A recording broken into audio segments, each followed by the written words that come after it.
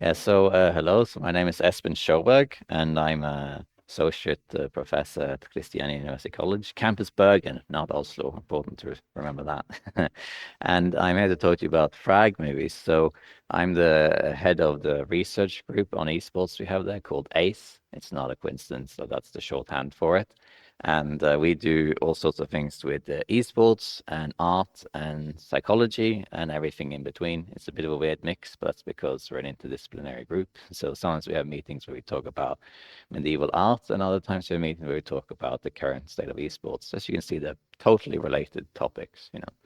And today I'm going to talk to you about something called Fragmovies, which I think a lot of you have heard about, but probably depending on your age, you may not know what it really is, because it's a bit of a forgotten thing. And I normally don't research this. It's more of a personal experience because normally I research quantitative gaming behavior and that sort of thing. But I've been in esports, like Tobias said, for over 20 years. I started in 2002, and I was part of the scene that started with the whole editing of gaming movies. And this is a story. So today I'm also going to tell you a story of Fragmovies and what they are and how they played a role in modern esports, really in the foundation of media in esports, and how it's almost become this forgotten thing. And I can't do it justice in 20 minutes, but I will try. It really should be a book because it's a massive story, but I'll keep it simple. And I thought I'd start with a little mini exercise here. So I'm going to just name drop a few titles, and I want to see if people know what these things are, or if they just sound like really weird things. So I'm just going to name drop a few random samples here. So we got names like Eolithic and AAA, Hard Clan, also by Storm, Mindtrek, Eve, and we also have Pubmasters. And to throw in a little local flavor, an Arendal movie called Chicks Dig X-Pac. So I thought I'd do a little test. How many people in the audience, just raise your hand, how many people recognize at least one of these names? So we got like 5 people. How many of those, if I put the hands up, have actually seen the movie you recognize? Like 2 people. So these titles are just a sample of a few, and these ones have views in the millions and millions pre-YouTube, and they form the foundation of a mass media of esports before streaming was established, and that's their cultural contribution to esports. But because the movies aren't as relevant today, their impact is sort of not forgotten, but kind of neglected. Unless you were around at the time, you kind of forget what they are. Because if you show the videos to someone who recently joined esports, the first thing they'll say is like, huh, why is the quality so shit? It doesn't really age unless you use AI upscaling. But sometimes people want to see how people played esports in the past, that sort of thing. But let's talk about what this really is and why it matters. So today, highlight reels is very common. You can find it on anything with esports, right? Your favorite player, your favorite team, your esports event, whatever. And you go on YouTube and you find loads of it, loads and loads of it, right? They're very commonplace, very common, particularly with Twitch, because you can just take all the clips from Twitch, throw them in the editing software, and in 2 hours you have a highlight reel. Isn't that fun, right? But it wasn't always like this. Sometimes these things are professionally made and sometimes they're not, but it wasn't always like this. Before you had Twitch especially, but also before YouTube, that's not how it was. So Twitch changed the landscape. YouTube did too. YouTube came out in 2005. Twitch was 2011-ish. And that allowed for you to see tournaments and stuff live, at least more effectively. But what do you think people did before that existed? Especially before YouTube, right? Before YouTube existed, and you can just go on YouTube and watch a video of your favorite esports competitor. What did people do? Well, there was this thing called Fragmovies, you see. So we're going to talk about that. So what is a frag movie? So it depends a little bit how you categorize it, but this is basically a frag movie. It's an edited experience. It's an edited gameplay video showing the highlights of some sort of event in esports or gaming. Usually a player, sometimes a team, sometimes an event, and it's put together in high quality hopefully. And usually it's exported footage. So you use the replay system of the game in question, which usually was some sort of demo, and you export the footage in high quality. Unlike a Twitch highlight reel, which is literally just clip it and paste it in, and you get the streamer reaction. Oh my God, did you see that? Clip it, on that thing. So it's highly edited. It has one from 2018. I'm going to be using the nicknames mostly of the people involved, by the way. Most of them have their real names on the videos, but some people are like, well, that was something I did in the past, and I don't associate it. So I'm mostly going to be using that. And a Fragmovie is that. It's basically an edited gameplay video of highlights, usually from exported footage with music. And you may have heard the term machinima before. And Fragmovie is kind of a subcategory of that. So machinima is basically whenever you use gameplay footage to make a video. And that is usually more of a story-driven thing, but it can be a Fragmovie. So they're not mutually like exclusive. A Fragmovie is like a subcategory. But it's called Fragmovie because when you get a kill, that's a frag, right? That's why it's called frag grenade, So that's why it's called that. So it's a highlight of your best skills. It was very good if you were bad at the game, by the way. You could show like the best moments and people would be like, wow, you're so good, Yeah. I used to make these and people come to me, wow, you must be really good at this game. No. I'm still 24 years later, I'm still shite at Counter-Strike. I'm like low gold or something. Okay. So how did this start? I'm going to give you a very brief history lesson here. So how this came to be, it really started with this, in my opinion at least, from a site called Newgrounds, which still exists, where you make animations. And back in the day, that is to say early 2000, which is just shortly after Counter-Strike came out as a mod, people made these animations. This is the first one that was ever made, as far as I know. It probably is older ones, but this is mid 2000s, and it's just flash animations of Counter-Strike, right? And some of them is just silly little things, but sometimes people recreated things that happened in the game because it was their way of, I had this great round. Let's make a little animation about it to remember that cool round we had, So it's like an animated thing and it's kind of fun, but it's not gameplay footage. It's not actually what happened, right? But it's kind of like a precursor to it. It sets the stage for an interest in a replay system, which did exist at the time, but the technicalities of making a Fragmovie was something that took a long time. For example, making complicated camera movements was not really discovered how to do that until like 2004. But I interviewed an employee in Valve Software in 2003, and he said, no, that's been in the game since like 2001 or something, but no one had figured out how to use it. But this was kind of the origin to it. But then it transitioned into using game footage. Quake 3 was arguably the one who started it. So now we're going to 2001. So about time Lord of the Rings for cultural reference. And now you have gameplay footage. So here's one of the first ones. This is made for Quake, and it's highlights of Quake 3 Deathmatch, right? And you can see what the players are doing. It's exported from a replay system, and then it's edited together with music. And what's happening now is that now you are setting the stage for a cultural media zeitgeist, right? People are noticing that these videos pop up, and they're like, oh, these things can be made. People can make videos about this. Oh, interesting. So it's not a mass thing, but it's starting to crop up. And it starts arguably with Quake. Counter-Strike starts to take over and becomes the dominating one by far. But you also have Unreal, Return to Castle Wolfenstein, and some other games as well. And that's about 2001. And then when it really takes off and it becomes a phenomenon, arguably is here in 2002. It's very hard to quantify these things because you don't really have accurate numbers, particularly because you measure in downloads, not views. And nearly all of the sites from this time are now shut down. So you need to know exactly where to look with the Wayback Machine. But arguably started with this. This is a movie called Frag or Die by BDS or Geek Boys, which later became So Game. And what is game-changing about this video is it came out in April 2002, and it's the first major hit in the community. And it's a big hit because it shows only professional esports players in Counter-Strike.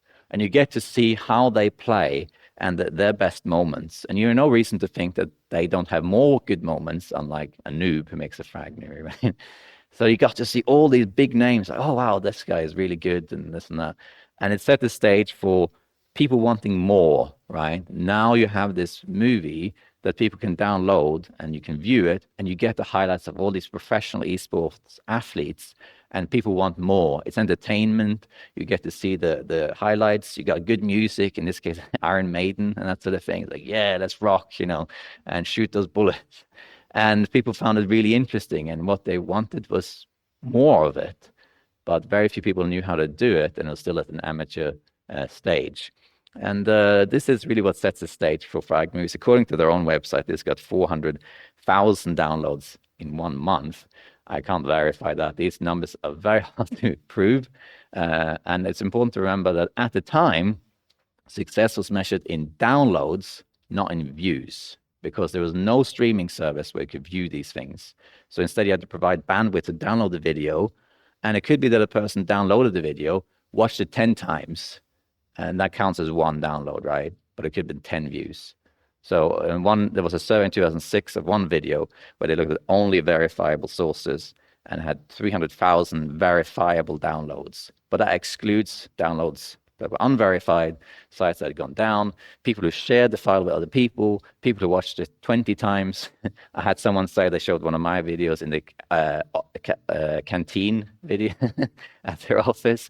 So that between one download is 50 views. It's very hard to quantify, but you get an idea of the success at the time. All right, then this is the dawn of it in 2002, and this spearheads the field into this massive community. You get loads of different organizations popping up. They're almost all amateur. You have things like movie makers and style productions from 2002 onwards.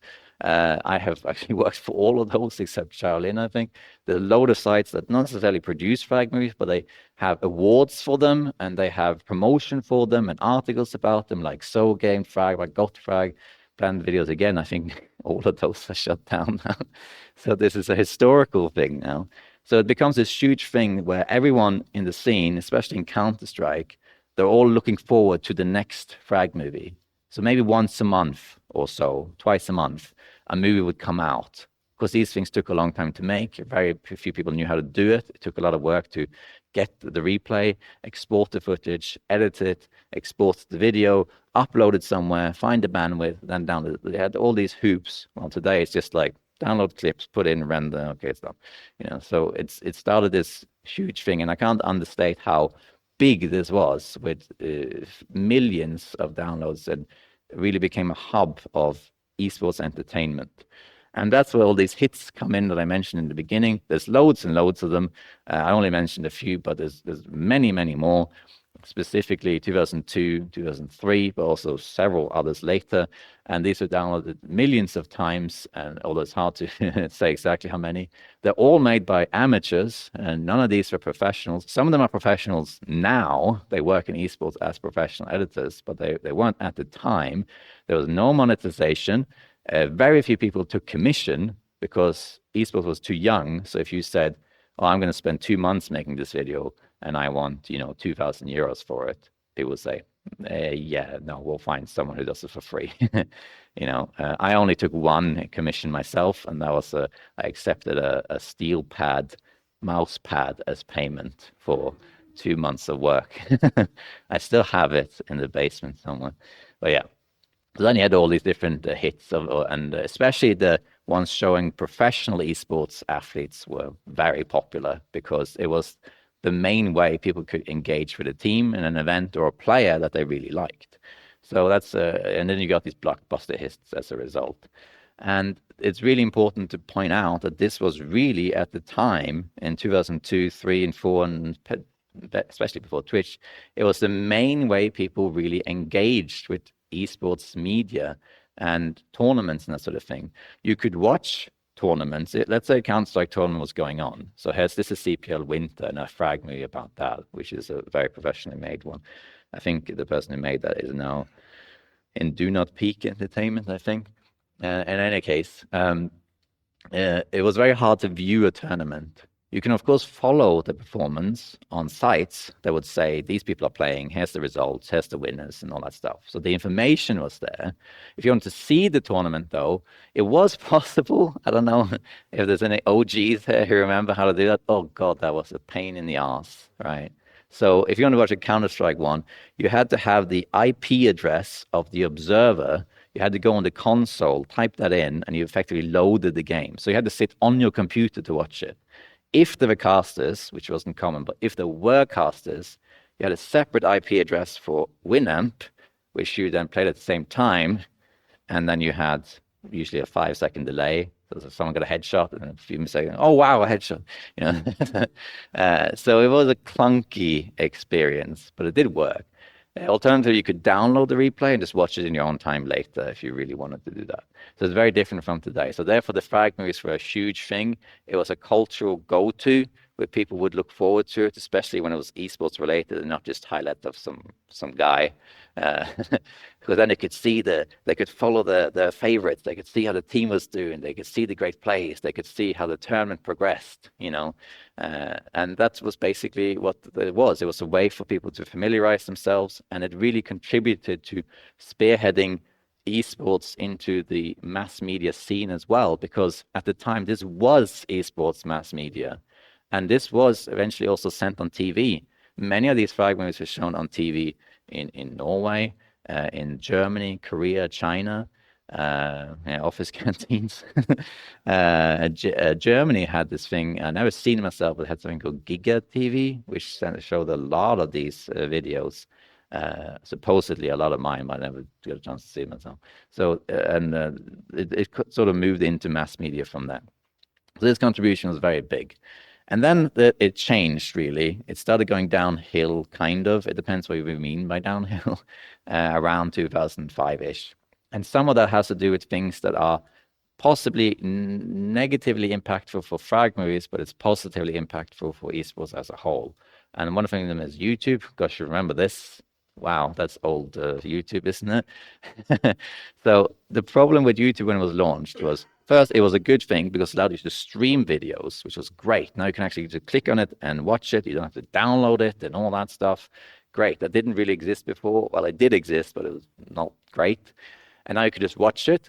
But I remember at the time, copyright restrictions were really strict.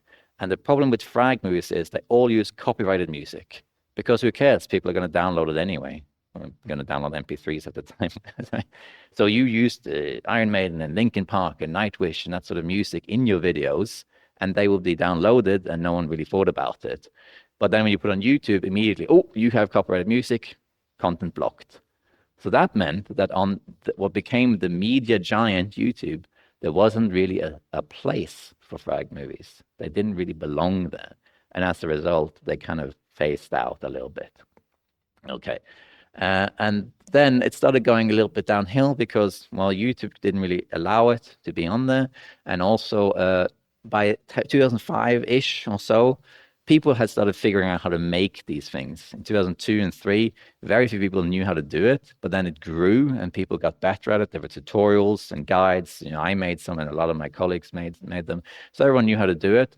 And what ended up was mass production, where all the videos looked the same and the uniqueness, the flavor was lost. So in the beginning, it was like there were a few releases. They were very unique and people were looking forward to them, but now it became this mainstream thing.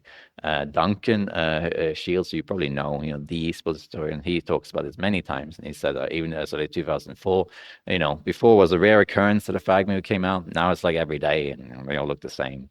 Anthony, who made the video I showed earlier, echoes. He said that people are afraid to basically be creative these days because it became mainstream. And then that means it becomes boring, So there were some exceptions, like Lollipops, for example. Maybe like once a year or so, there was one movie that came out. So, wow, that was creative. That was a good Fragmovie. But the rest were like, highlight reels, So it kind of lost its flair, effectively. And then it changed entirely when Twitch came out. Again, as a whole, this is a good thing because Twitch completely changed esports as a field, because now you can watch the tournaments, and that's fantastic, and you could follow streamers. But now the highlights reel became a thing, and Fragmovies started becoming less of a thing, particularly because of the clips system. People clip things. Clip that stuff. Somebody clip that.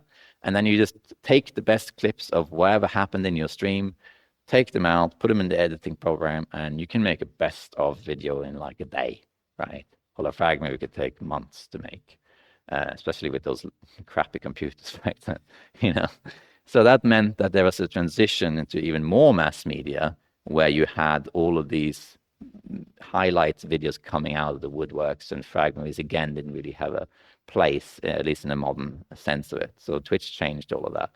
And then today, like the cultural contribution is important just to point out that, you know, Fragmovies still exist and all that stuff, but prior to Twitch especially, Fragmovies were the cultural way to see mass media in esports, to see the tournaments, to see the teams. You could, of course, view it through your in-game replay system and that sort of thing, but unless you decided to do that, it was really the only way.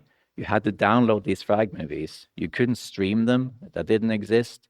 And unless you went live to a tournament in person, there was very limited in terms of being engaged. So the Fragmovies were like this beacon of development in esports because it allowed you an insight into the field as a whole, regardless of what game it was, and also the professional players. And that is really the backbone of what became what esports mass media is now. But following Twitch, it really changed from downloads to viewership. And that's also to do with esports production, isn't it? Because these days, an esports tournament is fantastically organized. For example, the Dota 2 the International, they have augmented reality in there. That's insane. We watch it on Twitch and it looks like the characters are there.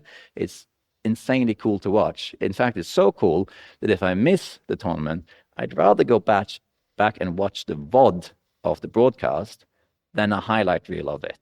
I might watch the highlight reel later, but not before. So the highlights become less interesting than the actual esports experience. I watch a lot of PUBG, and I'd rather go back and just watch the matches I missed. So things have changed, so then you don't really need Fragmovies either. Okay. So the current state of it today, they still exist today, Fragmovies. People use the term, but not nearly as much as before. There's some people like Vera on YouTube who makes them all the time, where they are exported footage, they're edited nicely together, so they still exist, and the term is still used, but not nearly as much as before. It's really transitioned to just being highlight reels of whatever happened. I would say, I can't quantify, but probably 90+% is just clips from an event caught on stream put together. That's what it is. Very few are edited like this, but there are exceptions. And it's more about the contribution it had in the past and not so much the state of it now. And just right at the end, I just wanted to point out the reason I wanted to talk about this is because this concept is almost completely absent in esports academia. Now, granted, esports academia itself is a new thing. And of course, we're talking about something that historical and esports history academia is even less of a thing, right? But the problem is that this is something that was a huge thing. And I can't understand how big this was, especially 20 years ago. And we're talking about information that is from sites that don't exist anymore. So if you wanted to document what happened at the time, it's quite hard because the information doesn't exist anymore. Now, because I have been in the environment since 2002, and I've been on the inside of all of it, and I know nearly all the players, I kept a lot of screenshots and documents and saved a lot of it, which is on old hard drives, which don't work. So just even though I've been in it and I know all of it by heart, if I want to actually document it, it's a whole historical progress just to do it. And if you go on Google Scholar and search for Fragmovies, you get almost no results. There's this book in German that talks about how the important Fragmovies were. I translated from German, and I spreche Deutsch, aber nicht so gut, so I probably messed up the translation. But, you know, there's hardly anything written about it. And you could say, well, it doesn't really matter because it doesn't impact that much esports today. But it is important to remember that it was a massive historical contribution to esports mass media and set the groundwork for what esports media became. And I think we shouldn't forget what that was. And that's why I wanted to talk about it. So at least someone has said about this, because some of you are old enough to have lived through this. I sound like a old veteran or something saying that. But some of you joined later and you never even heard about this. But this was a thing. It was part of what built esports media and set the stage for a massive esports community, which then just eventually outgrew itself and just became regular broadcasting media, really. But I wanted to just point out that this thing did happen. Okay, so with that, I think, thank you.